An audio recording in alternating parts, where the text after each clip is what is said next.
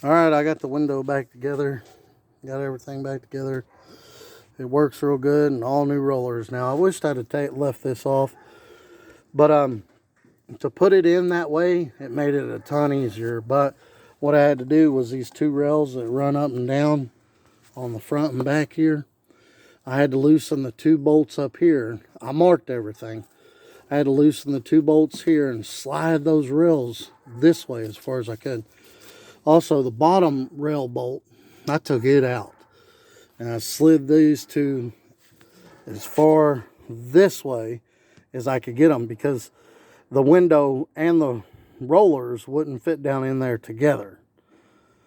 But with the rails pushed all the way this way, they would. And with there's a bolt down here for those rails too. And with that bolt out, it would fit down in there. And what I did, I was able to do it by myself. I put a block of wood, 2x4, in the very bottom there. I dropped the window in, I slid it all the way down to that 2x4. And then I used the window, I put my bottom bolts in the rails. I put those back in. And then I rolled the window up and down until my rail matched where my bolts were on the window.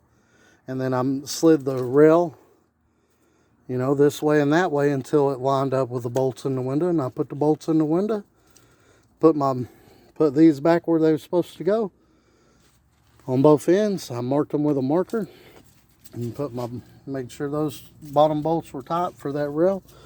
And that was it, man. That was way easier to do it by myself. And I did have to make some adjustments, I guess, when you take that rail off the window, them bolts don't fit through those holes in the window perfect. So I had to mess with some of the adjustments, but I think I got it pretty good. It needs a little bit more work, no doubt about it. I'll lock the door. And the keys are in the car. But yeah, it come out pretty good. The other door's unlocked, so it's not a big deal. But yeah, that was way easier doing it by myself that way. Way easier.